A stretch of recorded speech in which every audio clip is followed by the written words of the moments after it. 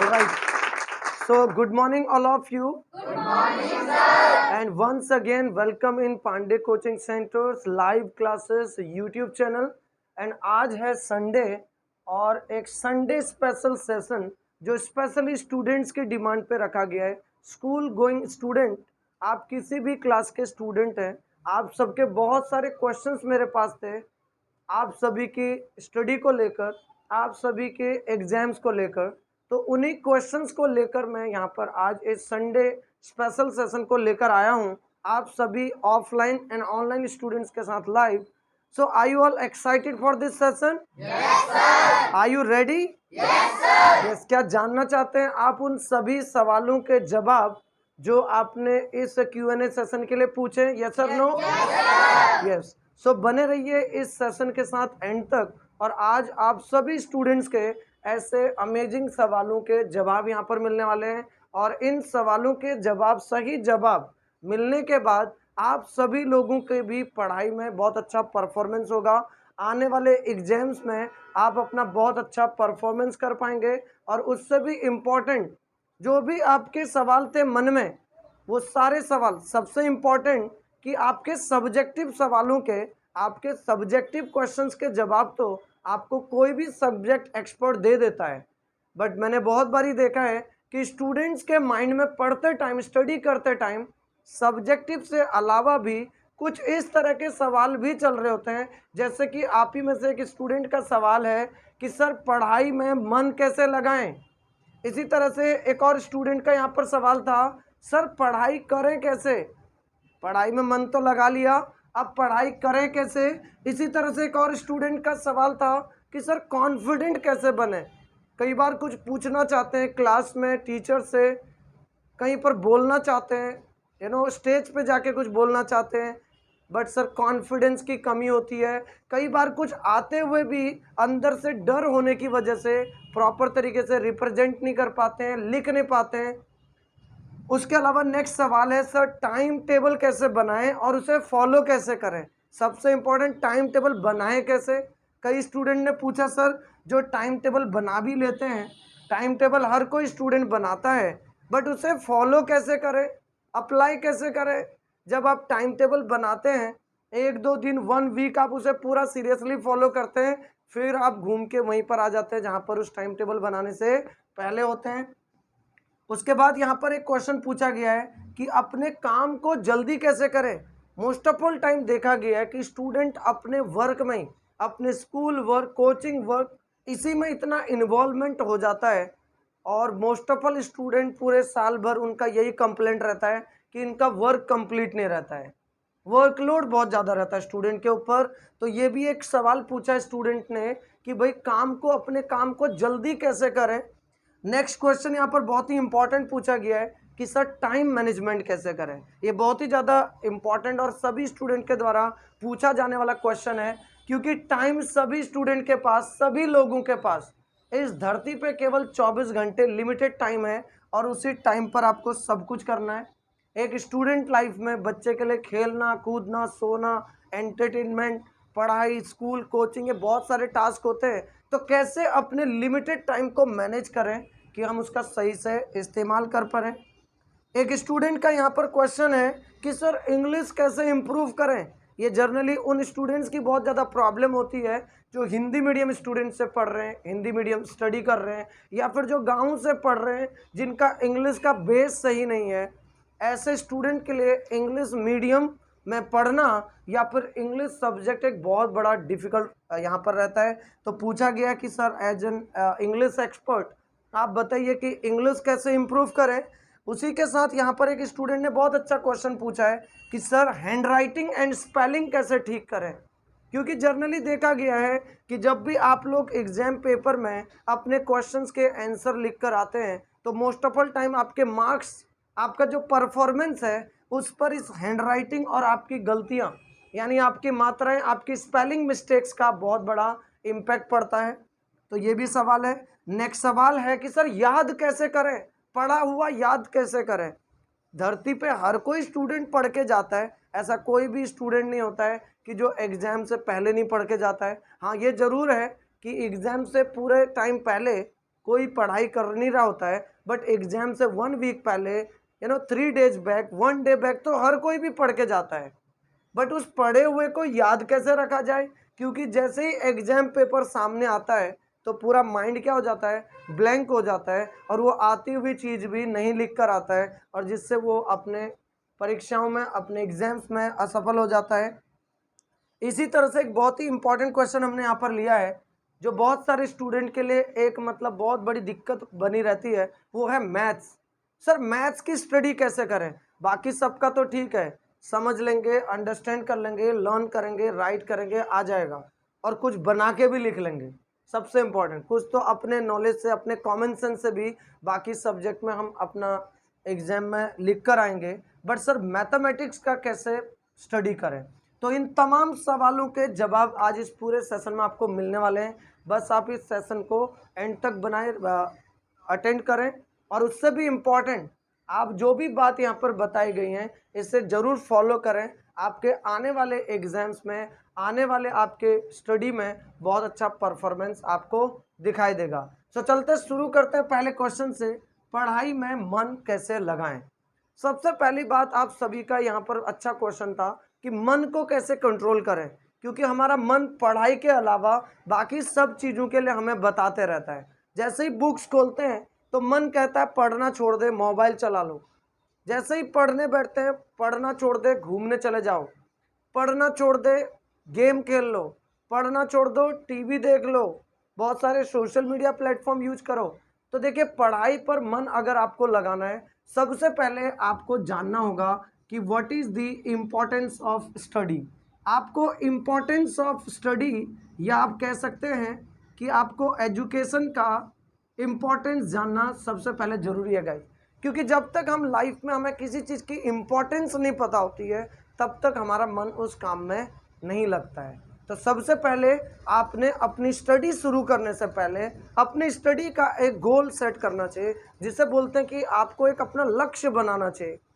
क्योंकि जिसके पास लक्ष्य नहीं होता है, लक्ष्य विहीन मनुष्य जो होता है, वो एक पशु यानी एनिमल के समान होता है। ऐसा कहा गया है कि अगर जिस व्यक्ति के पास, जिस स्टूडेंट के पास अपना कोई गोल नहीं, जैसे यहाँ पर मैं एक लाइन बोलता हूँ कि जिसका कोई गोल नहीं उसका कोई रोल नहीं।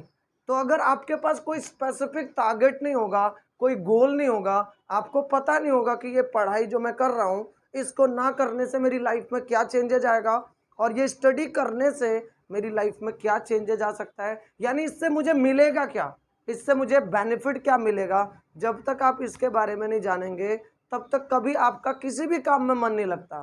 पढ़ाई तो बहुत दूर की बात है। उससे भी इम्पोर्टेंट, आप लोगों का पढ़ाई में इसलिए भी मन नहीं लगता क्योंकि आप लोग इंटरेस्ट क्रिएट नहीं करते हैं। हमारा मन हमेशा उस चीज़ पे लगता है जहाँ पर हमारा इंटरेस्ट होता है। तो आप लोगों का जो स्टडी का मेथड है वो थोड़ा बोरिंग मेथड होता है, आपको परेशान करने वाला मेथड है। तो यानी आपने अपनी स्टडी के मेथड को इंटरेस्टिंग बनाना है, आपने इंटरेस्ट लेना है उस सब्जेक्ट को। आपको, आप लोग एक क्या काम करते हैं, ऐसे सब्जेक्ट को बार बार पढ़ते रहते हैं जो आपको बिल्कुल नहीं आता है, ऐसे क्वेश्चंस को आप सॉल्व करते रहते हैं जो आपको बिल्कुल नहीं आता है। कभी कभी उन सब्जेक्ट्स को भी पढ़िए, उन टॉपिक्स को भी पढ़िए जो आपको इंटरेस्टिंग है। तो एक बार जब आपका इंटरेस्ट क्रिएट हो जाएगा पढ़ाई में लेकर, तो फिर आपको, आप भी नहीं रोक पाएंगे मन लगा के पढ़ाई करने से। ऑलराइट, दूसरे सवाल की बात करें, पढ़ाई करें कैसे। जैसे अभी मैंने बताया मेथड, पढ़ाई कैसे करें, मतलब यहाँ पर मेथड ऑफ आपने स्टडी पूछा है कि सर किस तरीके से पढ़ाई करें। तो पढ़ाई का सबसे बेस्ट तरीका है कि जो भी आप पढ़ें इंटरेस्ट से पढ़ें, प्रेशर लेकर ना पढ़ें, अपने टीचर्स के लिए, पेरेंट्स के लिए ना पढ़ें, खुद के लिए पढ़ें, अपने भविष्य बनाने के लिए पढ़ें। जैसे एक यहाँ पर मुझे लाइन याद आती है कि पढ़ो ऐसे कि जैसे हमें जीवन भर अमर रहना है। We are alive in this earth, अमर हैं हम यहाँ पर, कभी दुनिया छोड़ के नहीं जाना है। और जियो ऐसे कि जैसे हमें कल ही दुनिया छोड़कर चले जाना है। यानी जब भी आप पढ़ाई करते हैं, आपने ये ध्यान रखना है कि जो भी आज मैं पढ़ रहा हूँ वो मैं केवल एग्जाम पास करने के लिए नहीं, ये मेरी लाइफ को पास करने के लिए मुझे पढ़ना है, अपना नॉलेज गेन करने के लिए, अपनी लाइफ में इस पढ़ाई को, इस स्टडी को, इस नॉलेज को, इस इन्फॉर्मेशन को अप्लाई करने के लिए मुझे पढ़ना है। ऑलराइट, मेथड ऑफ स्टडी में एक और चीज़ यहाँ पर ये रहता है कि आप लोग टाइमिंग का बहुत सही से सिलेक्शन नहीं कर पाते कि इस टाइम पर पढ़ना चाहिए, कब पढ़ना चाहिए। पढ़ाई का सबसे एक अच्छा मैं आपको बताऊंगा कि आपने कंसिस्टेंसी के साथ पढ़ाई करनी चाहिए, मतलब लगातार पढ़ाई करनी चाहिए। आप लोगों का क्या होता है कि स्टार्टिंग में आप बिल्कुल भी पढ़ाई नहीं करते और जैसे जैसे एग्जाम्स आपके नज़दीक आ जाते हैं फिर आप बहुत ज़्यादा टायर्ड हो जाते हैं, कैसे पढ़ें इतना सारा सिलेबस। तो मैं आपको बोलूँगा थोड़ा थोड़ा करके, बहुत कम कम करके, something is better than nothing. हर दिन पढ़ना है, थोड़ा पढ़ना है, हर सब्जेक्ट को पढ़ना है, तो आप लोगों को कभी भी पढ़ाई से डिस्ट्रैक्शन नहीं होगा। और सबसे इम्पॉर्टेंट, पढ़ाई कैसे करें इसमें एक बहुत इंपॉर्टेंट चीज़ ध्यान रखनी है, अपने आप को डिस्ट्रैक्शन से बचा के रखिए। आप लोग क्या करते हैं, जब भी पढ़ने बैठते हैं आपका मोबाइल फ़ोन साथ में रहता है, उसको दूर रखिए, स्विच ऑफ करके रखिए, नेट ऑफ करके रखिए, क्योंकि बार बार नोटिफिकेशंस आपका दिमाग, आपका ध्यान पढ़ाई से हटाकर दूसरी तरफ लगाते हैं। ऐसा टाइम सेलेक्ट कीजिए पढ़ने का जब केवल आप और आपकी पढ़ाई, ये दो ही चीज़ें हो रही हैं, उस टाइम तीसरी कोई भी चीज़ नहीं हो रही हो। तो डिस्ट्रैक्शन से जितना ज़्यादा बचेंगे उतना ज़्यादा जल्दी आपका पढ़ाई में मन भी लगेगा और पढ़ाई का सबसे बेस्ट तरीका भी है, और जो भी आप पढ़ेंगे वो लॉन्ग लास्टिंग आपके पास दिमाग में भी रहने वाला है। बात करते हैं कॉन्फिडेंट कैसे बने। तो देखिए, जब छोटे बच्चे होते हैं तो वो एकदम कॉन्फिडेंट होते हैं, कुछ भी बोलते हैं, कुछ भी पूछते हैं, कुछ भी करते हैं। जैसे जैसे हम बड़े होते जाते हैं हमारे माइंड में एक बड़ी बीमारी, एक ऐसी ला इलाज बीमारी है जिसका कोई वैक्सीन भी नहीं है, और वो वैक्सीन है, वो बीमारी है LKK, यानी लोग क्या कहेंगे। अगर मैंने सवाल पूछ लिया तो बाकी स्टूडेंट क्या पूछेंगे। तो यहाँ पर मैं आपको एक लाइन बोलूँगा कि जो स्टूडेंट सवाल पूछता है वो 1 मिनट के लिए मूर्ख होता है।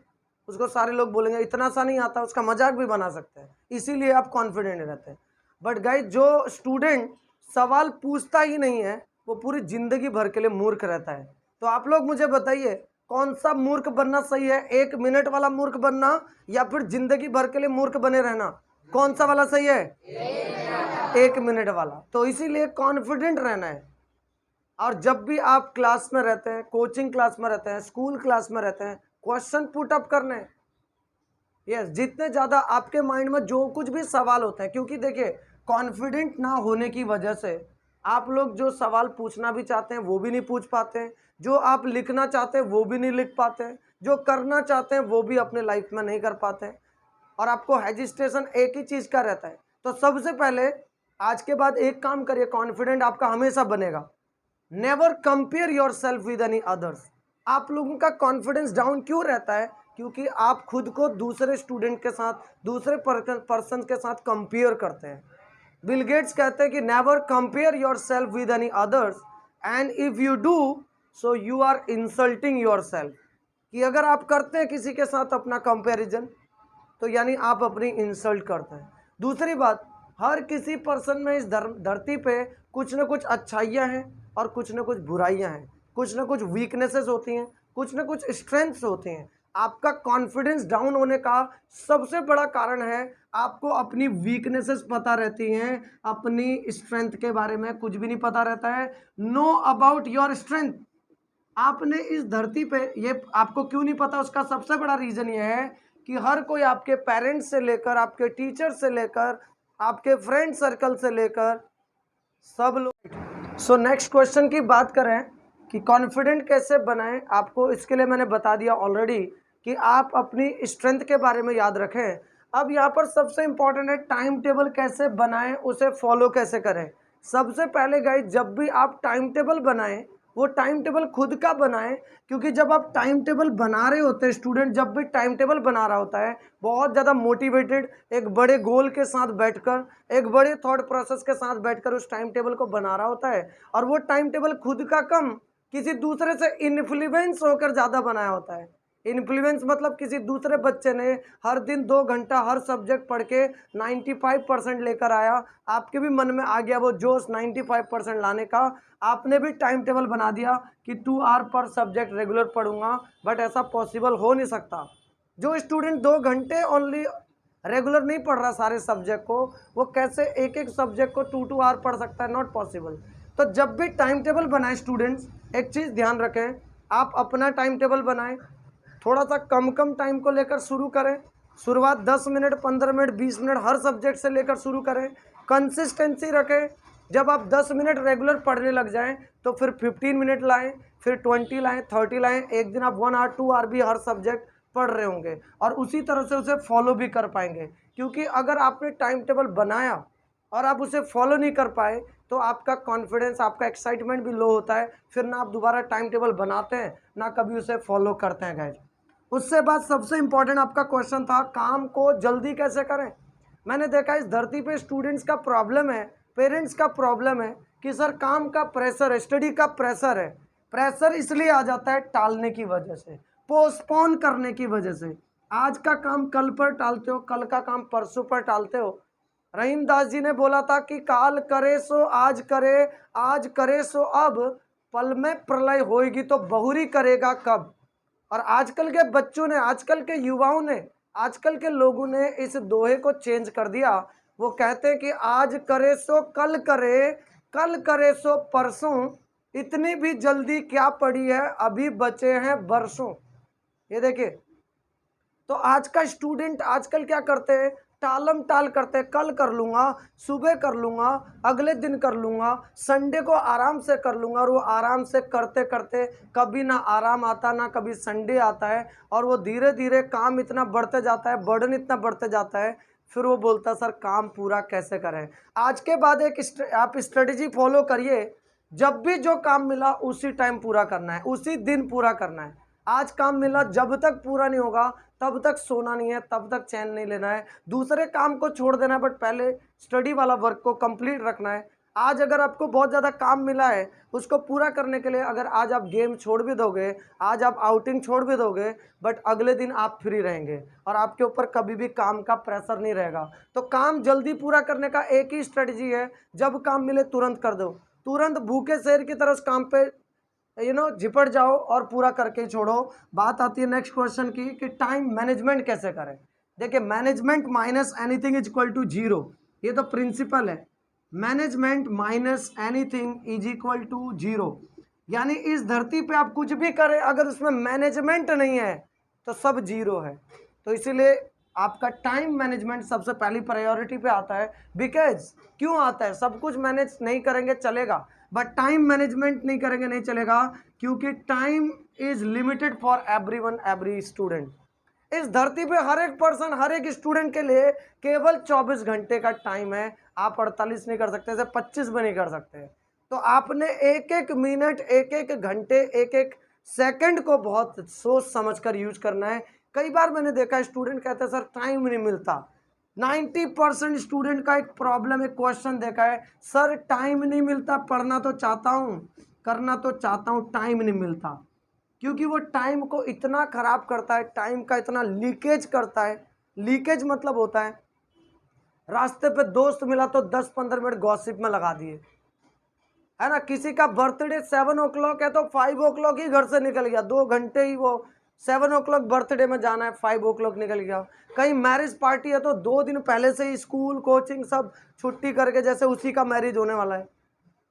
तो इस तरह से टाइम को हम क्या करते हैं, बहुत ज़्यादा अननेसेसरी।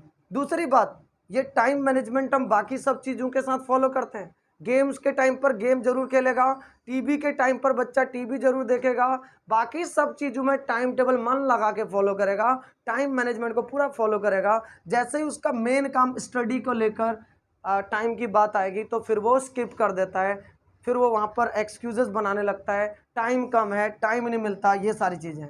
तो आपको अपने टाइम को बहुत कीमती समझकर यूज करना चाहिए। वैसे भी आपको पता है time is very precious, because it once goes it never comes back. एक बार समय चले जाता है तो दोबारा कभी आता नहीं है। आज आप समय को बर्बाद करते हैं, कल समय आपको बर्बाद कर देता है। इसीलिए इस समय की कीमत को जानना बहुत ज़रूरी है। बचपन से आपको स्कूल की दीवारों पर लिखा हुआ दिखता है टाइम इज़ मनी, बट आप समझ नहीं पाते कि सर ये टाइम इज़ मनी कैसे है। समय ही धन है, तो टाइम की वैल्यू को समझना है। टाइम को वैसे ही खर्च करना है जैसे आप पैसे को खर्च करते हो। पैसे को आप 1 रुपया भी खर्च करने से पहले दुकान पे जाते हो, 10 रुपये की चीज़ लेते हो, 10 आइटम सेलेक्ट करके लेते हो, 10 बार सोच के लेते हो, और आप अपने टाइम का 10, 15, 20 मिनट तो यूं ही खर्च कर देते हो। आपको उसका काउंट ही नहीं रहता है कि कितने 10 मिनट कितने 15 मिनट आप यूं खराब करते रहते हैं। बात करते हैं अगले क्वेश्चन की कि इंग्लिश कैसे इंप्रूव करें। ये बहुत इंपॉर्टेंट क्वेश्चन है। देखिए, English is just a language. English एक भाषा है जैसे बाकी लैंग्वेजेज हैं, एंड इंग्लिश इंप्रूव करने का एकमात्र तरीका है follow the right way to learn this language. जैसे आपने बाकी लैंग्वेजेस को कैसे सीखा है, आपने क्या किया, देखिए एक छोटा बच्चा होता है 2 साल का, वो हिंदी बोलना शुरू कर देता है, स्कूल भी नहीं गया होता है, 3 साल 2 साल में बोलना शुरू कर देता है, हिंदी बोलना शुरू कर देता है। कि किस वजह से? लिसनिंग की वजह से। सुबह से शाम तक सुनते रहता है, जो देखते हैं हिंदी में ही बोलता है। तो जो कुछ भी हम सुनते हैं वो हम स्पीक करते हैं। तो लिसन इन इंग्लिश, इंग्लिश में भी सुनना स्टार्ट करें। दूसरा, बचपन से बच्चा चाहे गलत बोलता है तो तलाके बोलता है, बट बोलना शुरू करता है। आप लोग भी इंग्लिश लैंग्वेज में बोलना शुरू करें। गलत बोल रहे हैं, रॉन्ग प्रोनाउंसिएशन हो रहा है, ग्रामर एरर हो रहा है, सब चलेगा। उससे भी इम्पोर्टेंट, जब बच्चा 5 ईयर का हो जाता है, उसे स्कूल भेजते हैं तो उस लैंग्वेज में उसको सबसे पहले लिखना, राइटिंग एंड रीडिंग उसे सिखाया जाता है। आप लोग भी इन 4 कोर स्किल्स को फॉलो करना स्टार्ट करिए। रेगुलर लिसन कीजिए, स्पीक कीजिए, राइट कीजिए, रीड कीजिए, और जो कुछ भी आप हिंदी में बोल रहे कर रहे हैं उसे इंग्लिश में सोचने का कोशिश कीजिए। आप एक fluent and confident English speaker बन सकते हैं, और इंग्लिश भी आपके लिए बाकी लैंग्वेजेस की तरह बहुत ज़्यादा आसान लैंग्वेज बन सकती है। जस्ट एक राइट वे, राइट मेथड को फॉलो करना है गाइज। बात करते हैं अगले क्वेश्चन की। अगला क्वेश्चन है सर, हैंड राइटिंग और स्पेलिंग को कैसे ठीक करें? क्योंकि आपके अच्छे मार्क्स एग्जाम में, अच्छे मार्क्स अच्छे परफॉर्मेंस के लिए हैंड राइटिंग और स्पेलिंग बहुत इंपॉर्टेंट रोल प्ले करता है। और आज के बच्चों का हैंड राइटिंग और स्पेलिंग मिस्टेक इसलिए बहुत ज़्यादा होती है क्योंकि उनका पढ़ने का जो तरीका है, वे ऑफ स्टडी जो है, वही बहुत गलत है। एक तो कोई भी लिख कर नहीं पढ़ाई करते हैं। आज की डेट में मैंने देखा 90% स्टूडेंट, जूनियर स्टूडेंट्स को भी, अप टू 12 तक के स्टूडेंट्स को भी मैंने देखा है कि वो ओरल स्टडी करता है, बुक लेके बैठ जाता है। टीचर भी ज़्यादातर ओरल स्टडी कराते हैं, रिटन स्टडी आज के डेट में कम होता है। तो लिखकर, जितना ज़्यादा लिखकर करेंगे, ऑटोमेटिक आपकी राइटिंग की स्पीड भी बढ़ेगी। मैंने देखा बहुत सारे स्टूडेंट एग्जाम पेपर छोड़कर आ जाते हैं, सर टाइम कम मिला था, 3 आवर्स कम था टाइम, स्पीड नहीं होती है। तो लिखकर पढ़ना स्टार्ट करें। अगर आप लिखकर और प्लस बोलकर, लिखकर और बोलकर, जो आप लिख रहे हैं, जो पढ़ रहे हैं, उसको लिखेंगे, उसे बोलेंगे, तो यहीं पर एक क्वेश्चन का आंसर भी मिलेगा। नेक्स्ट, जो आपने बोला याद कैसे करें, आप लोगों को याद क्यों नहीं होता? क्योंकि आप याद करते हैं, और इस धरती पर जो कुछ भी आप याद करोगे उसे जरूर भूलोगे।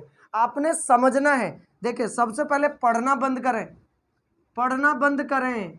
आप बोलोगे सर पढ़ना ही बंद कर देंगे तो फिर कैसे पढ़ाई होगी? समझना शुरू करें, जो कुछ भी पढ़ रहे हैं उसे समझना शुरू करें, और जब तक ना समझें तब तक उसे छोड़े ना। आप लोग क्या करते हैं, एक बार पढ़ते हैं, समझ आए तो बेस्ट, नहीं तो रटना शुरू कर देते, तोता रटन शुरू कर देते। तो रटना नहीं है, आपने समझना है, और जिस चीज़ को समझ लिया उसको याद कभी करना नहीं, उसे कभी जिंदगी भर नहीं भूलेंगे। तो आपने समझना है और समझते हुए लिखना है। लिखना बहुत ज़रूरी है, रिटर्न में लिखना बहुत ज़रूरी है, वो भी बोलकर। तो जब आप लिखकर, बोलकर, समझकर स्टडी करते हैं तो फिर आपको याद भी रहेगा, आपकी हैंड राइटिंग भी अच्छी होगी, आपको स्पेलिंग्स का भी मिस्टेक्स कम होंगी, और आपका एग्जाम में एग्जाम पेपर भी सही टाइम पर होगा, क्योंकि आपकी स्पीड भी बढ़ेगी गाइस। अब यहाँ पर एक और क्वेश्चन था कि मैथ्स कैसे पढ़ें। सर सारे थ्योरेटिकल सब्जेक्ट का तो आपने बताया, मैथ्स की स्टडी कैसे करें? यहाँ पर आप लोग एक सबसे बड़ी गलती ये कर देते हो, मैथ्स स्टडी करते टाइम आप जैसे ही बाकी सब्जेक्ट की स्टडी करते हो, जैसे आप साइंस पढ़ते हो, जैसे एसएसटी पढ़ते हो, जैसे पॉलिटिकल साइंस, हिस्ट्री पढ़ते हो, वैसे मैथ्स पढ़ने लग जाते हो। पहली बात तो मैथ्स को कभी पढ़ा नहीं जाता है। नंबर फर्स्ट, आप मैथ्स को भी पढ़ रहे होते हो। मैथ्स को पढ़ना बिल्कुल भी नहीं है, मैथ्स को तो समझना है। सारा गेम फॉर्मूलेज का है। अगर आपको फॉर्मूलेज समझ आ गए, सारा गेम कैलकुलेशन का। मैंने देखा स्टूडेंट्स को छोटी छोटी कैलकुलेशंस में प्रॉब्लम्स होती हैं, बेसिक्स इतना वीक होता है कि जो प्लस माइनस मल्टीप्लाई डिवाइड से लेकर आपने मैथमेटिक्स पढ़ने की शुरुआत करी होती है पहली क्लास से, मैंने देखा स्टूडेंट को 10th क्लास में जाने तक भी वही प्लस माइनस मल्टीप्लाई डिवाइड में भी प्रॉब्लम हो रही होती है। तो अपने बेसिक्स पे वर्क करना है, कैलकुलेशन पे वर्क करना है, फॉर्मूलेज को समझना है, याद रखना है। और उससे भी इम्पॉर्टेंट, जब भी आप मैथमेटिक्स का कोई भी चैप्टर करें, सबसे पहले उसके कंसेप्ट को समझना है। बाकी लेसन आपका चैप्टर से शुरू हो जाता है, मैथ्स पढ़ने के मैथ्स का टॉपिक पहले कंसेप्ट से शुरू होता है, फॉर्मूले से शुरू होता है, उसकी थ्योरम से बेस होता है। तो मैथ्स पढ़ने का तरीका पूरा ही पूरा आपको बदलना पड़ेगा। अपने बेसिक्स पे वर्क कीजिए, कैलकुलेशन को राइट ऑर्डर में करना स्टार्ट कीजिए, फॉर्मूलेज को मेमोराइज कीजिए और चैप्टर के कंसेप्ट को जानना सीखना शुरू करें। तो आप मैथ्स में भी बाकी सब्जेक्ट की तरह कॉन्फिडेंटली अच्छा परफॉर्म कर सकते हैं। तो आज के संडे स्पेशल Q&A सेशन में हमने कवर किए बहुत सारे अमेजिंग क्वेश्चंस का। तो आप सभी लोगों को ये क्वेश्चंस कैसे लगे, ये सेशन कैसा लगा, आप मुझे इस वीडियो के कमेंट सेक्शन पे बताएं। और अगले संडे Q&A सेशन के लिए अगर आपका भी कोई सवाल हो, जो भी इस वीडियो को देखे, तो इसके कमेंट बॉक्स पर आप अपना सवाल लिख दीजिए। अगले सेशन में, नेक्स्ट Q&A सेशन में आपके सवालों का भी इसी तरह से जवाब लेकर मैं एक और सेशन लेकर आऊँगा। आज के इस वीडियो सेशन को अटेंड करने के लिए आप सभी वंडरफुल स्टूडेंट्स का बहुत बहुत थैंक यू। फिर से आपको मिलूंगा नेक्स्ट सेशन में एक और अमेजिंग सेशन के साथ गाइज। तब तक के लिए take care and wish you all the best all of you.